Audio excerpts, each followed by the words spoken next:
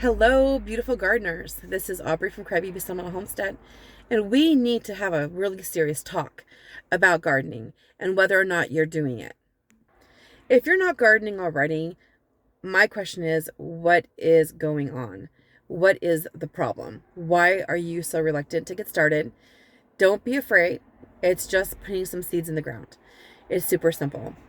And there are so many different tutorials. I'll be so happy to teach you how to do this. But if you're not gardening, there are so many benefits to it that's really important that you don't wait any longer. Your garden might just save your life. There are many ways that your garden could save your life. And let's just start not conspiracy theory style first, okay? So your garden could save your life because you are going to go outside and you're going to use your body. You're going to be active. You're going to dig holes and plant fruit trees. You're going to be carrying big bags of soil around. You're going to be breathing fresh air, getting sunshine, vitamin D from the sunlight. You're going to be doing all this physical activity, and you know that's good for you. Okay? So that's one thing. You're going to be physically active, and you're going to be outside, which mental health wise is going to be healthier for you as well. Next, if you're gardening, not just growing flowers, and I do grow flowers, it's okay to grow beautiful things. And there's nothing that says that growing food is not a beautiful thing. I would say, my apple trees and my rhubarb are just as beautiful as the gladiolus or the peonies or the roses. And there are edible things to a lot of different flowers. You can use rose hips. You can use gladiolus flowers. You can use snapdragon flowers, true snapdragons, not the toad flax as far as I know. And so many other types of things that you can grow yourself. And it's beautiful. So you have this mental health, you have this physical health going on.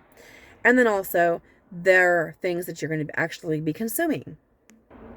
Consuming the plant material from your garden, of course, the edible stuff, right? So consuming your own fresh vegetables, your own fresh fruits, and in greens. This is going to be the best food you ever had in your life. Take it from somebody who's super picky. So I'm ridiculously picky. And they say don't say I'm a little OCD anymore because that's supposed to be a microaggression. I'm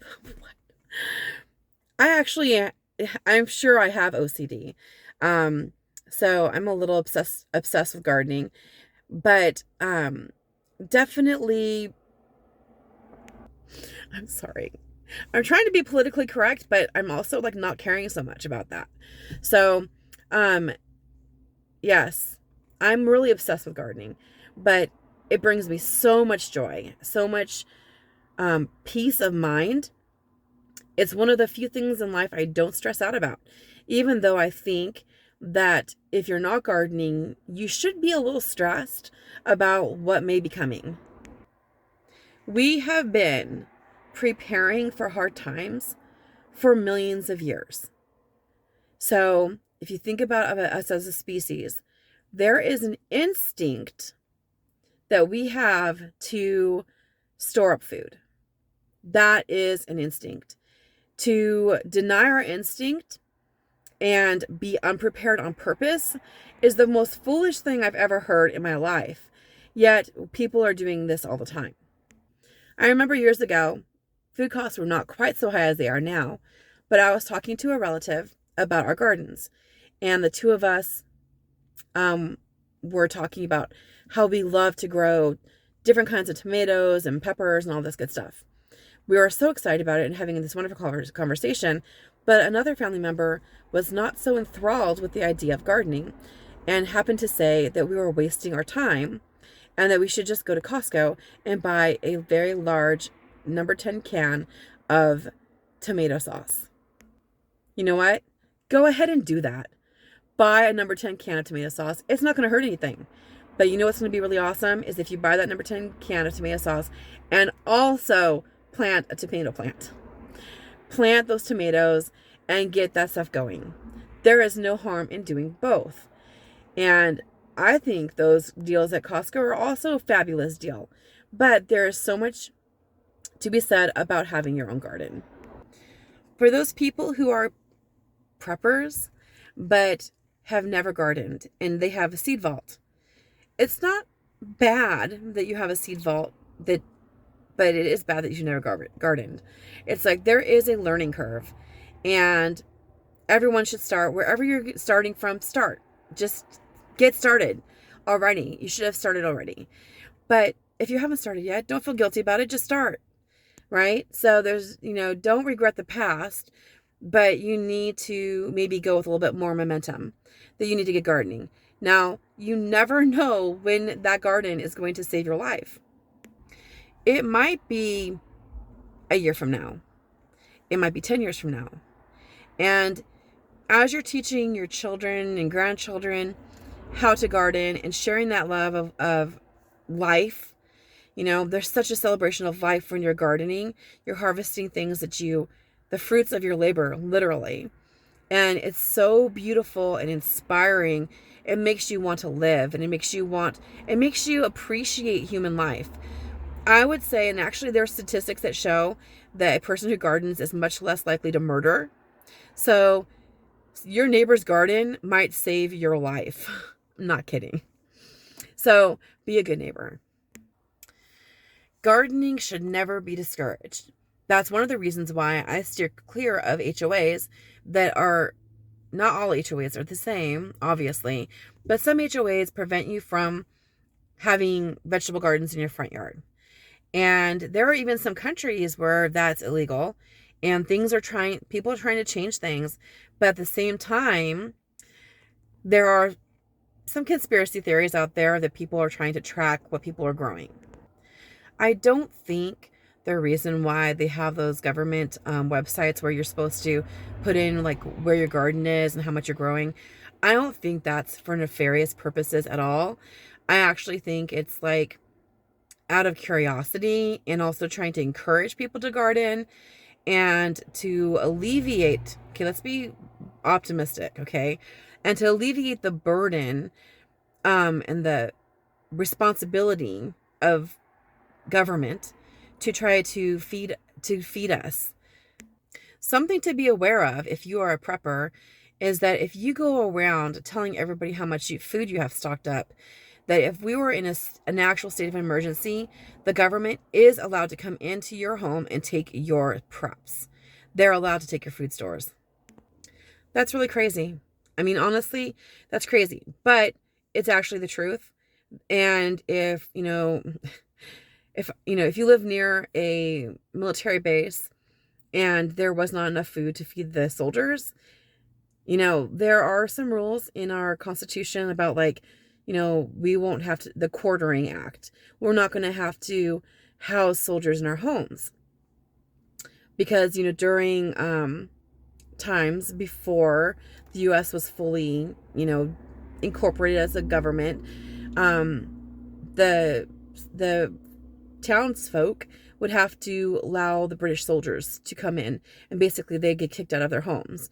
And so when the Constitution was put together and there's amendments and all this stuff, they incorporated the rules that can't happen again. But if you have a lot of food prepped up, my understanding is that the government can actually come in and take what is needed, and then they would redistribute your abundance and excess to other people who need it. So I'm not saying I think anything that drastic is going to ever happen, but it's a possibility. So those of you who are telling everybody how much you have prepped up, and I live close enough to some military installations that I'm not going to prep to the gills dried, like freeze-dried stuff that costs thousands of dollars.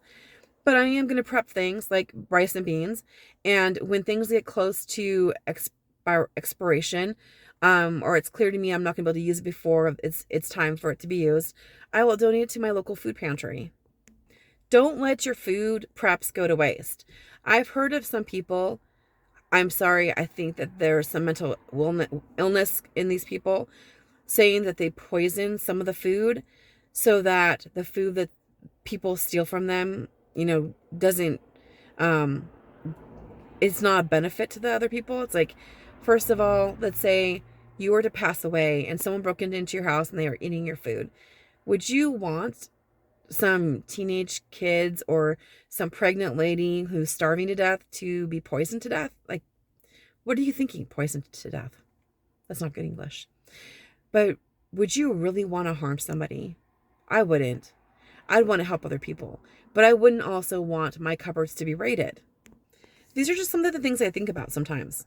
Like, it's a possibility. I remember thinking, I had a dream once, actually. I had a dream that there were these military, like, convoy kind of thing happening, and they were set up and they were giving out free food. And everybody was lined up. They were lined up in my town, like all the way down this major street. And I remember thinking, if we don't get in line, then they're going to know we have food. If we don't get in line, they're going to know that we have a garden. And so we got in line and we took the minimum, we took whatever was there. And I remember thinking, I felt kind of guilty taking this because I didn't need it. But I also knew that if I didn't take it, they would know that I had something. So you have to be smart. But I also think you shouldn't be selfish. And you don't go into a store and take, if there's 10 bags of rice, you don't take all of them. Please don't do that.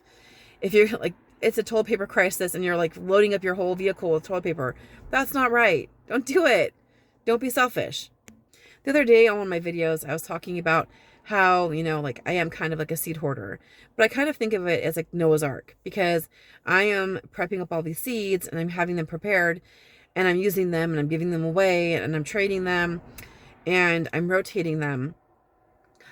And it's not like I would say it's not an infinite supply, but plants and their seed materials are renewable. So if a person has a seed farm, and they see their seed orders are going up, then they're going to plant more, right? They're going to plant more and they're going to get more seeds. But it's going to take a year or two, depending if it's an annual or perennial. So yes, it's not like an infinite resource, but it is a renewable resource. Your garden might save your life, because let's say, okay, this is just hypothetical situation. What if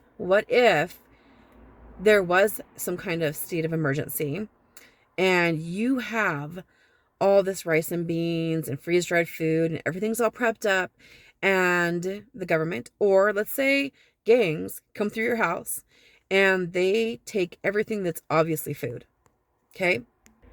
Now, if it's ripe, if they go through your backyard or front yard, if they see tomato plants and there are red tomatoes, they're going to take the red tomatoes. If they're jerks, they might tear stuff up.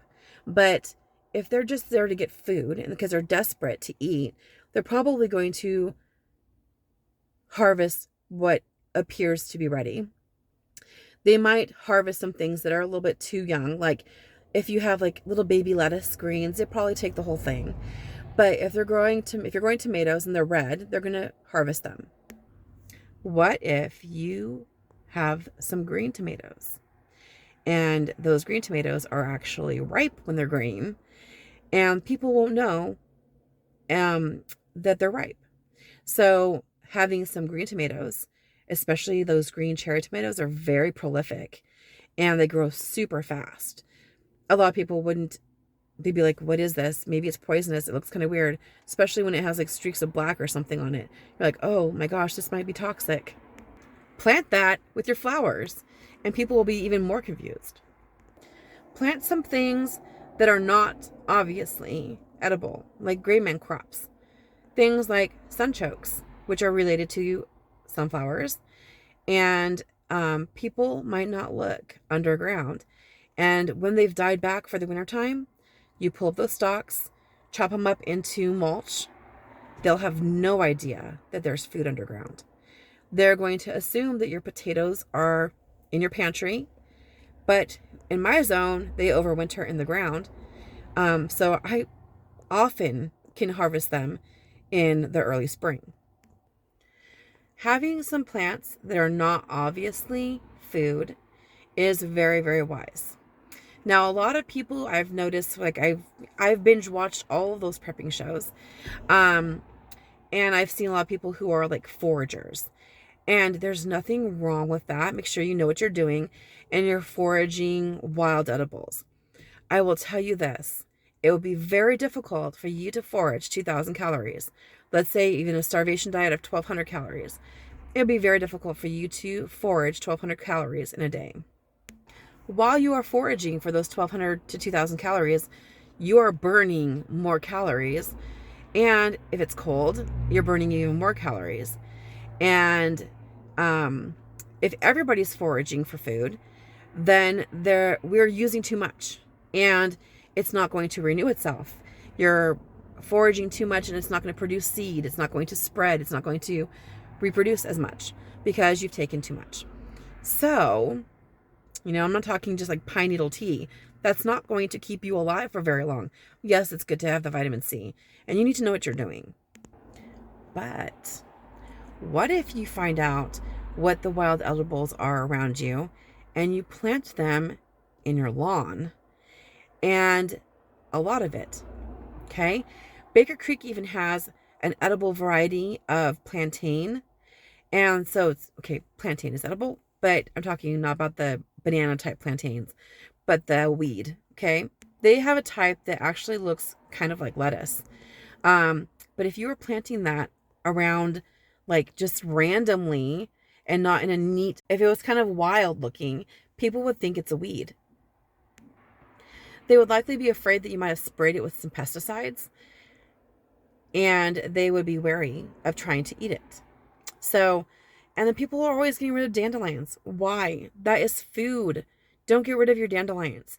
Your chickweed, your miner's lettuce, your purslane. These things are wonderful. Do not get rid of them. Make sure before you start pulling up all of something in your yard that you think is a weed, look it up and find out, are there medicinal uses for it? Is there an edible component to it? And be very thoughtful as you're trying to clear your weedy areas. So I've gone on some little tangents, but my point is your garden could save your life. It could save your life, your children's lives, a friend's life, a neighbor's life. And, for many reasons. Mental health, as I mentioned before, people who garden tend to be happier. They tend to take stress better. You have an outlet for situations that are going on in your life. It's very therapeutic to get out and garden. A lot of people joke about gardening being free therapy, and you get tomatoes. It's also good that by gardening, you're less likely to commit murder, and you are more likely to be physically well because you are so strong from carrying all those bags of soil and weeding and all that stuff. You're going to be more flexible, more limber. You're going to have better cardiovascular health. There's just so many reasons why you should be gardening. And if I haven't convinced you by now, I'm like, maybe you tuned out too fast. But you should be convinced already. Be convinced. To my prepper friends, thank you for watching this far into the video. And I do really want to encourage you, if you are a prepper who doesn't garden, you need to add that. That takes your prepper game to a whole nother level, because you are really, imagine like a handful of seeds can produce so much food, and medicine. So if you are not already gardening, you are not a prepper yet. So with that, God bless you. Have a wonderful day. Hit subscribe and like and all that jazz. Comment below. Blah, blah, blah. All right, everybody. I'll see you next time. Bye-bye.